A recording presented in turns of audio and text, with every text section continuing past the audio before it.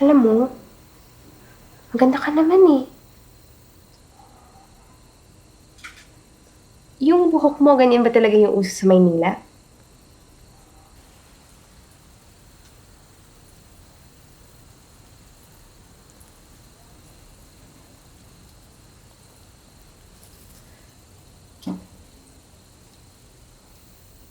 Gusto ko umano niya yung mata mo. Tsaka yung buhok mo na rin. Pero syempre, yung ilong niya, sa akin kasi mas matawas yung ilong ko. Hindi ko nga alam kung kanino ko naman na yun eh. Hindi ko kasi nakilala yung papa ko. Ikaw, sino kamukha mo? Sabi nila, kamukha ko daw yung tita ko.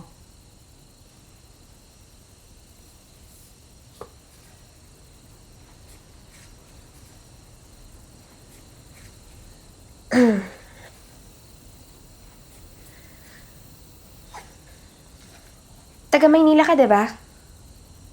Hmm. Nakapunta ka na ba dun sa mall, yung malaki? Yung sobrang laki?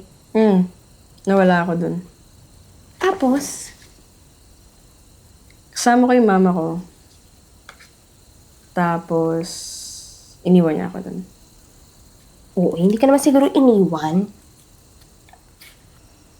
Dun lang ako natakot sa buong buhay ko. Takbo lang ako ng takbo tapos may sales lady na nakakita sa akin.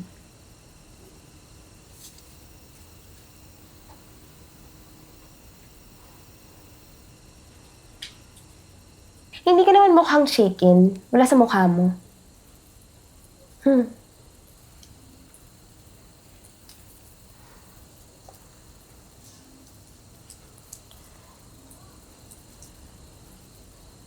Babalik ka pa ba ng Maynila? Pagka-graduate, Anong aralin mo? music.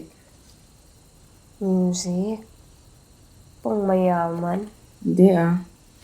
O kaya, yung mga nag-aaral ng music, English, fine arts, hindi na nila problema kung saan magagaling yung kakainin nila. Di naman ganun yun. Sige nga, saan ang galing yung hapunan nyo?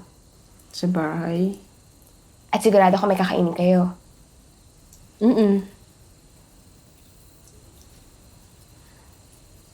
Ako naman, gusto ko mag-prelo. Madami na nga akong scholarships na in-applyan eh. Sana mamana ng baby natin yung talino mo. Sana naman niyo yung boses mo. Saan mo naman napulot yan? Ikaw nga, KJ.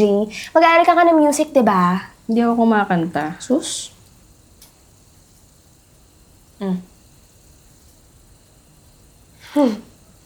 Mag-singer ka na lang.